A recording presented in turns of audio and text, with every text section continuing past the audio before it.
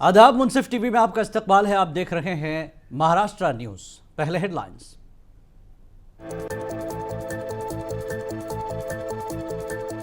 America ने मुंबई 26/11 दहशतगर्दाना हमले के मुलजिम तहावुर राना की हवालगी की दी मंजूरी। डोनाल्ड ट्रंप ने पीएम मोदी के साथ मुश्तरका प्रेस कॉन्फ्रेंस में किया ऐलान।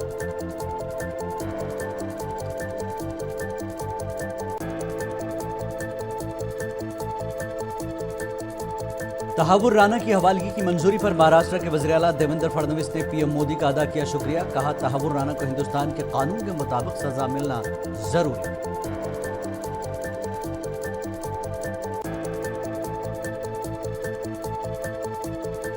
वज़ीर आला देवेंद्र फडणवीस और वज़ीर दाखिला अमित शाह के बीच दिल्ली में अहम मीटिंग। 3 नए क्रिमिनल लॉ पर हुई तफसीली गुफ्तगू।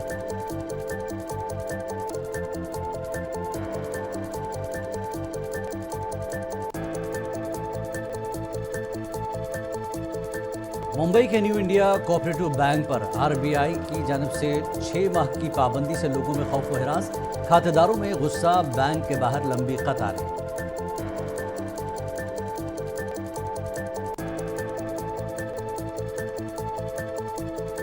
मुंबई पुलिस को मिली बड़ी कामयाबी। मुंबई के छत्रपति शिवाजी बैनुल-अक़वामी हवाई अड्डे पर 9 करोड़ मालियत के गैर कानूनी सोने और हीरे जब्त।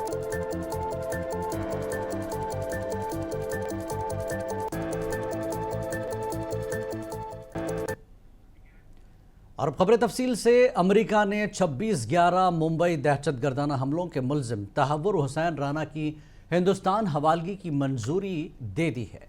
अमेरिकी सदर डोनाल्ड ट्रंप ने वज़ीर आज़म नरेंद्र मोदी के साथ मुश्तरका प्रेस कॉन्फ्रेंस में इस फैसले का ऐलान करते हुए कहा कि राना को हिंदुस्तान में इंसाफ का सामना करना होगा। पाकिस्तानी नज़ाद कैनेडियन शहरी तहावुर राना इस वक्त लॉस एंजलिस के मेट्रोपॉलिटन डिटेंशन सेंटर में कैद है। वो मुंबई हमलों के अहम साजिशों में से एक पाकिस्तानी नज़ाद अमेरिकी दहशतगर्द डेविड कॉलमन हेडली का करीबी साथी समझा जाता है। अमेरिका की आला तरीन अदालत ने जनवरी में उसकी नज़रसानी दरख्वास्त मुस्तरद कर दी थी, जिसके बाद उसके हिंदुस्तान हवालगी की राह हमवार हो गई थी। फ्रेंड्स, भारत और अमेरिका की साझेदारी लोकतंत्र और लोकतांत्रिक मूल्यों तथा व्यवस्थाओं को सशक्त बनाती है।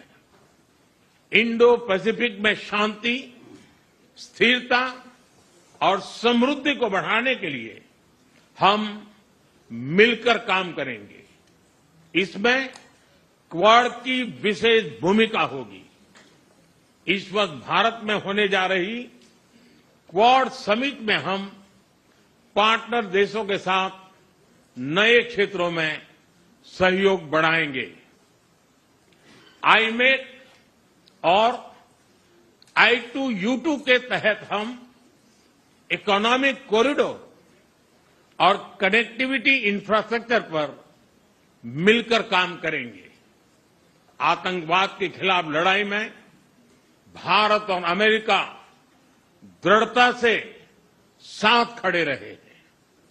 हम सहमत हैं कि सीमा पार आतंकवाद के उन्मूलन के लिए ठोस कार्रवाई आवश्यक है।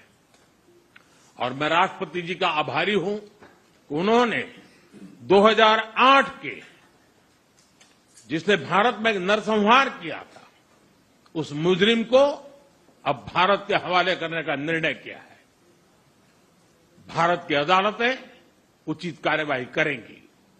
फ्रेंड्स, अमेरिका में रहने वाला भारतीय समुदाय हमारे संबंधों की महत्वपूर्ण कड़ी है।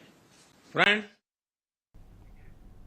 अमेरिकी सदर डोनाल्ड ट्रंप की जानिब से मुंबई हमले के मुलजिम तहावुर राना की हिंदुस्तान हवालगी की मंजूरी पर बीजेपी के लीडर तरुण चुग ने कहा कि ये वज़ीर आज़म मोदी की क़यादत में हिंदुस्तान की एक बड़ी स्ट्रैटेजिक और सिफारती कामयाबी है। मुंबई हमले के मुलजिमान को हिंदुस्तान लाना और उनके खिलाफ सख्त कार्रवाइयां करना एक बड़ा कदम है। ये प्रधानमंत्री मोदी जी के नेतृत्व में भारत की रणनीतिक कूटनीतिक बहुत बड़ी जीत है। मुंबई को हमले से दहलाने वालों को भारत लाना और उन पर भारत के कानूनों के अनुसार कठोर कार्रवाई करना, ये एक बहुत बड़ा कदम है। आतंकवाद के खिलाफ भारत की सख्त नीति और मोदी जी के नेतृत्व में आतंकवाद पर जीरो टॉलरेंस आज पूरी दुनिया देख रही है। और मैं प्रधानमंत्री मोदी जी का धन्यवाद करता हूं, जिन्होंने तहावुर राणा की हवालगी की खबर पर महाराष्ट्र के वज़ीर आला देवेंद्र फडणवीस ने पीएम मोदी का शुक्रिया अदा किया। जो 26/11 के मुंबई के हमलों का एक प्रकार से प्लानिंग का मास्टरमाइंड रहा है, उसके एक्स्ट्राडिशन को अमेरिका ने मान्यता दी है। मैं इसके लिए देश के प्रधानमंत्री श्री नरेंद्र मोदी जी को बहुत बहुत धन्यवाद देता हूं। पिछले समय हम लोगों ने पीछे लग के अमेरिका से परमिशन लेकर ऑनलाइन तहावुर राणा की साक्ष्य की थी, जिसके कारण इस मामले में जो पाकिस्तान का हाथ था वो दुनिया के सामने आया। कोर्ट ने कन्विक्शन भी दिया, लेकिन हम सभी भारतवासी ये चाहते थे कि भारत के खिलाफ साजिश करने वाले, हम पर हमला करने वाले इस मास्टरमाइंड को भारत को सौंपा जाए, जिसके ऊपर अमेरिका तैयार नहीं थी। उनके प्रोटेक्शन में वो था, लेकिन प्रधानमंत्री जी की पहल पर तहावुर राणा को एक्स्ट्रेडिशन की परमिशन एक प्रकार से अमेरिका के राष्ट्रपति श्री ट्रंप इन्होंने दे दी है। मुझे लगता है भारत के अमेरिकी सदर डोनाल्ड ट्रंप ने 26/11 मुंबई हमले के मुलजिम तहावुर राणा को हिंदुस्तान के हवाले करने का ऐलान किया है। अमेरिका के सदर ट्रंप के इस ऐलान पर बीजेपी लीडर व सीनियर एडवोकेट उज्ज्वल निकम ने कहा कि ये पूरी दुनिया को एक मजबूत इशारा देता है कि क्योंकि सदर ट्रंप ये कहना चाहते हैं कि अमेरिकी सरजमीन उनकी अस्करियत पसंदों के लिए जन्नत नहीं होगी जो अमेरिका में बसना चाहते हैं। Because ultimately US President Mr. Trump has made it clear that they will extradite Thakur Hassan Rana.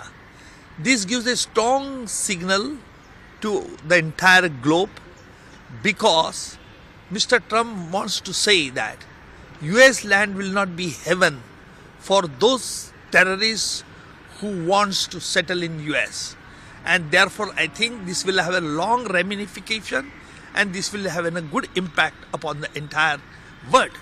And I also expect the similar steps should be taken by the British government, because ultimately the financial terrorists are mostly staying in England, and therefore let us see what happens in England now. It's not a question of pressure created by our government on US, but it's a question of the diplomatic relation between the Indian government and US government. And that is the reason as to why Mr. Donald Trump has made it clear in the yesterday that US administration will immediately extradite Thakur Rana, because Thakur Rana is deeply involved in the criminal conspiracy which was hatched behind the terror attack of 26 November. Because Thakur Rana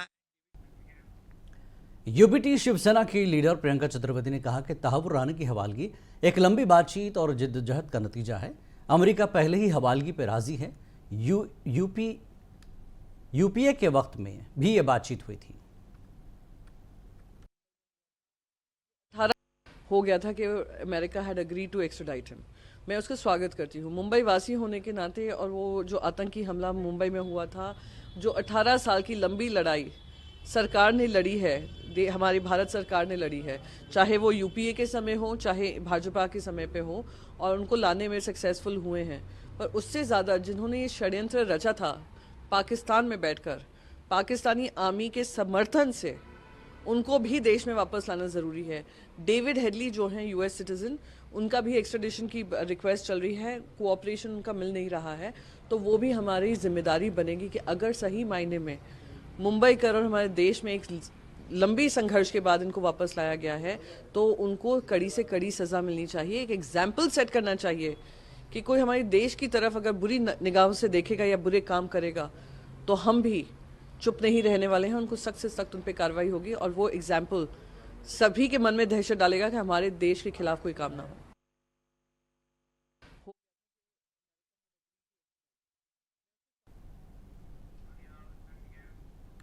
Maharashtra के वज़ीर आला देवेंद्र फडणवीस और वज़ीर दाखिला अमित शाह के बीच दिल्ली में एक अहम मीटिंग हुई। इस मीटिंग में 3 नए कानून के सिलसिले का जायजा मीटिंग तीनों क्रिमिनल लॉ के बारे में तफसीली गुफ्तगू हुई। कवानीन को नाफिजुल अमल बनाने की तैयारियों पर भी जोर दिया गया।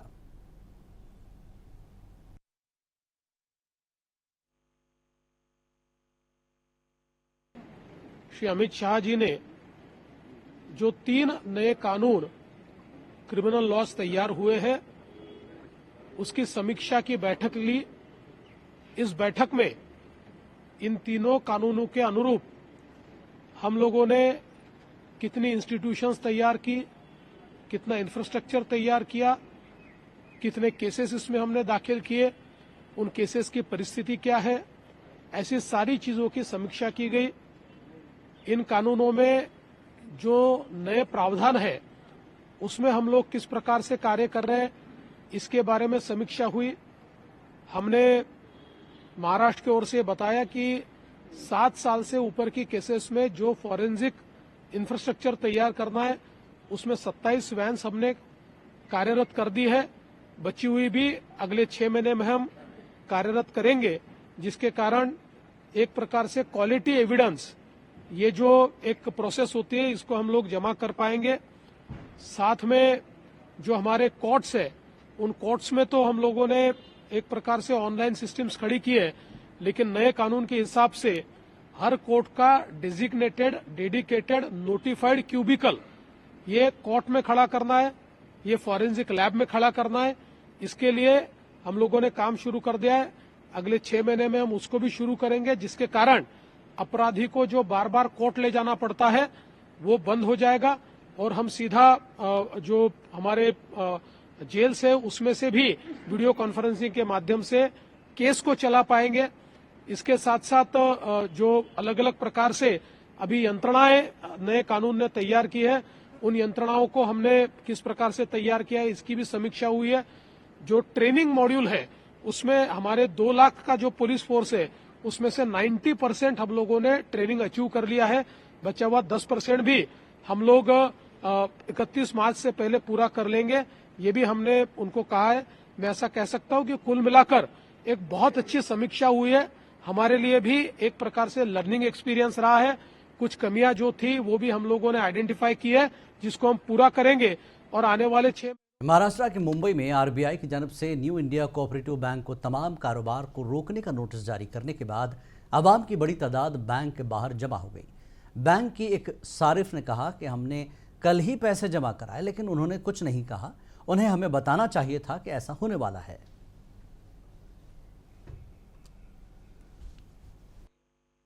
मेरा मिसेस का अकाउंट है, मेरा मिसेस का 40 लाख का एफडी है और 10 लाख से 10 वर्षापासून इथे या बँकेत चालू आहे, पण हे आम्ही कॅन्सल करायचं म्हणजे कॅन्सलच करून देत नव्हते। तो अभी बैंक वाले से बात हुआ, क्या बैंक वाले ने कहा? बैंक वाले ने बोलते अभी हो जाएगा 6 महीना 15 दिन में कुछ तो रिजल्ट क्लियर हो जाएगा। लेकिन रिजर्व बैंक ऑफ इंडिया कह रही है कि जो बैंक है उसने कुछ ना कुछ जो है ट्रांजैक्शन में उनके फ्रॉड हुआ है, जिसके वजह से 6 महीना कोई भी पैसे निकाल नहीं सकता। पूरे जो पैसे वो डिपॉजिट कर दिए, फ्रीज कर दिए गए। आम्ही काय करतो आता, आमची का घर चाललं पाहिजे ना, आम्ही काय करायचं, आम्ही आता काय उपोषण करायचं, काय करायचं, आम्हाला काय सांगायला पाहिजे का या लोकांना तुमचे पैसे असतील तर काढून द्या। मग ह्यानी फ्रॉड केलं तर आम्हाला तो त्याला कशाला जबाबदार जातात? फ्रॉड बँकेने केला ना। अभी मेरा एक 45 तक बस है। आज भी मेरा पेमेंट डालने वाला भी उसको मना किया ऑलरेडी, अभी मत डालो करके। मेरे पेमेंट से EMI के थोड़ा पैसे इधर शिफ्ट करते हम लोग। और मेरे बेटा के नाम का भी एक अकाउंट है, उसका अकाउंट में महीने में 1,000 महीने में जमा होता है। वो पेमेंट में मेरा डाटा किया हुआ 40 लाख का आदमी टोटल मेरा 40-45 लग रहेगा। तो कितने साल से आपका अकाउंट है इस बैंक में? मेरे 10-11 साल से आसपास हुआ रहेगा। हमको हमारा पैसा मिलना चाहिए, हमको हमारा पैसा मिलना चाहिए।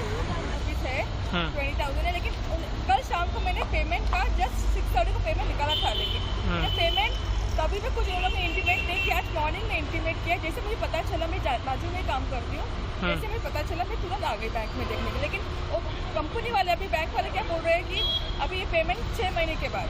ये तो ये गलत बात है ना, ये चीज़ें बहुत गलत बात है। तुम लोग इंटीमेट करना चाहिए।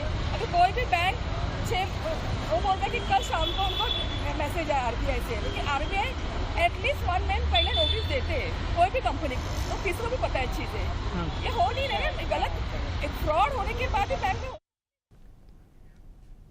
मुंबई के छत्रपति शिवाजी बैनुल-अक़वामी हवाई अड्डे पर 3 अलग अलग वाक़यात में ओहदेदारों ने गैर कानूनी तौर पर ले जाने वाले सोना और हीरे जब्त कर लिए, जिसकी मालियत तकरीबन 9 करोड़ रुपए बताई गई। इन वाक़यात में तकरीबन 6 किलो सोना और 2147 करात हीरे जब्त किए गए हैं। कस्टम ओहदेदारों का कहना था कि पहले वाक़े में मुलजिम ने हीरे अपनी ट्रॉली बैग और दीगर अशिया में छुपा रखे थे, जबकि एक और वाक़े में दुबई से मुंबई पहुंचने वाले मुसाफिर से 24 करात खाम सोने की रोडियम प्लेट वाली अंगूठियां और बटन जब्त कर लिए गए। इसके अलावा नैरोबी से मुंबई पहुंचने वाले 14 कीनिया के शहरियों से 2406 ग्राम सोने की सलाखें जब्त की गईं।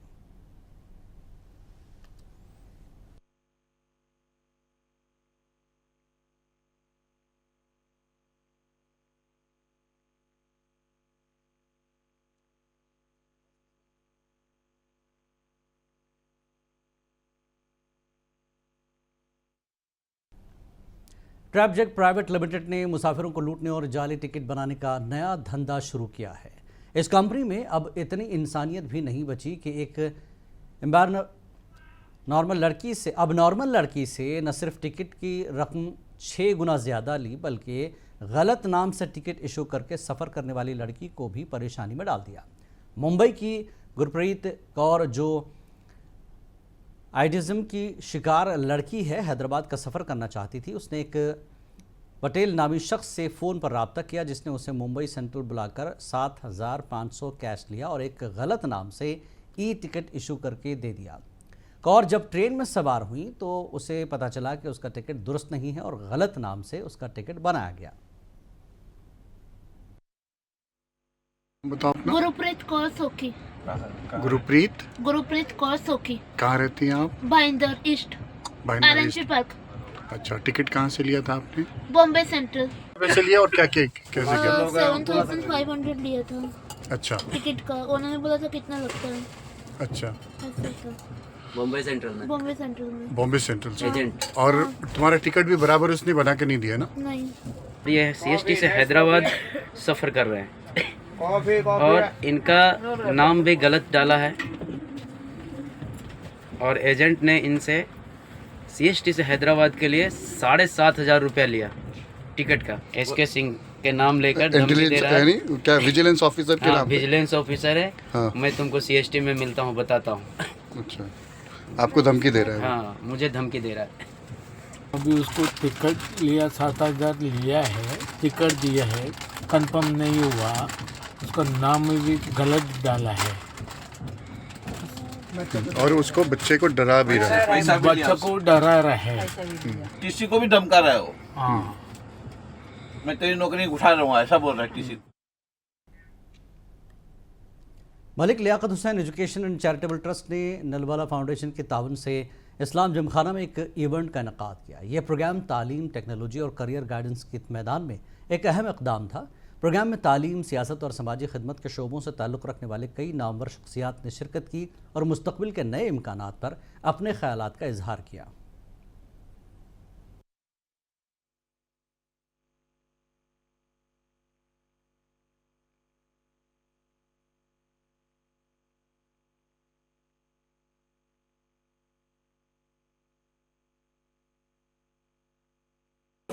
तो आज AI का दौर है और इस दौर में हम सबको भी बदलना बहुत ज़रूरी है, क्योंकि अगर हम बदलेंगे नहीं, टेक्नोलॉजी के साथ चलेंगे नहीं, तो हम आगे बढ़ नहीं पाएंगे। और हम चाहते हैं कि हमारा देश और तरक्की करे। हमारे देश से IT में बहुत सारे लोग बाहर भी हैं और हमारे लोगों ने IT को बहुत आगे बढ़ाया। तो हम चाहते हैं कि ये AI का फ़ायदा हर बच्चा उठाए, हर तबके का बच्चा उठाए।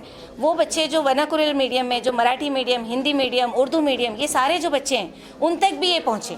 मैं चाहती हूँ कि अब हमारे वो बच्चे भी बहुत आगे आना चाहिए, क्योंकि उनको भी आज AI क्या है वो समझाने का टाइम आ गया है। तो ये मॉडल हमने अभी इंग्लिश में शुरू किया है, ये आगे अभी सारी लैंग्वेजेस में आने वाला है। बहुत अच्छा लगा देखकर, और उन्होंने जो ये बनाया है मॉडल, तो ये सभी तबके के लिए बहुत काम आने वाला है। जो बच्चे जो है इसको अफोर्ड नहीं कर सकते, उनके लिए भी ये काम आने वाला है। इसलिए इन्होंने अपनी दुनिया में तो नाम कमाई लिया लेकिन अपना दिन भी बना लिया और इनकी दुनिया भी ये मॉडल से बन गई है, तो मैं इनके लिए बहुत बहुत मुबारकबाद देना चाहूँगी। और ये जो दौर है वो चैलेंजिंग का है, क्योंकि डिजिटल दुनिया में रोज़ नई नई चीज़ें ट्राई हो रही हैं। तो जब से AI का इशू आया है, मैं ये समझता हूँ कि मुस्लिम बच्चों को बहुत ज़रूरत है। हालांकि मुस्लिम बच्चों के पास उतनी सुविधाएं नहीं है जितना दूसरी कम्युनिटीज़ के पास हैं। मैं ये समझता हूँ कि मलिक लियाकत हुसैन फाउंडेशन अपने आप में एक नया काम कर रहा है। ज़ेबा मलिक साहबा जो काम कर रही हैं, मैं समझता हूँ इस समाज के लिए बहुत बेहतर है। मैं उनको बहुत बात पेश करता हूँ। ज़माना बहुत बिल्कुल स्पीड से जा रहा है, जेट स्पीड से भाग रहा है, और तालीम मामले में इतनी ज़्यादा तरक्की हो रही है। जो जब से कंप्यूटर आया है, ये AI आया है, इन चीज़ों का जानना आज के ज़माने में ज़रूरी है। अगर किसी ने नहीं जाना, मैं समझता हूँ कि वो आगे तरक्की की राह में आगे जा ही नहीं सकता है। तो ऐसे काम करने वालों को हम समाज की तरफ से बहुत बहुत मुबारकबाद पेश करने आए हैं। ये आर्टिफिशियल इंटेलिजेंस के थ्रू एक एप्टीट्यूड टेस्ट होने के बाद में इसका जो रिजल्ट बच्चों के घर पे ईमेल के जो व्हाट्सएप के थ्रू पहुंचा दिया जाएगा, उससे बच्चों को अपना कैरियर चुनने में बहुत आसानी होगी। मैं मुबारकबाद देता हूँ ज़ेबा मलिक को, उनके ट्रस्ट को, जो इन्होंने इतना अच्छा प्रोग्राम किया है। हमारा ताउन उनके साथ पूरी तरह से। टीचर्स को US आने के बाद ट्रेन किया है। ये टीचर्स बम्बई शहर के पहले जितने उर्दू मीडियम स्कूल हैं और इंग्लिश मीडियम में जो जहां हमारे कम्युनिटी के स्कूल्स हैं, वहां पे इनकी ट्रेनिंग होगी। एक नया सिलसिला शुरू हुआ है जो AI, रोबोटिक्स और स्टीम, ये तीनों कॉम्बिनेशन में हम लोग हमारे बच्चों को प्राइमरी से ही पढ़ाने शुरू किए। महाराष्ट्र न्यूज़ में फिलहाल इतना ही। आदाब।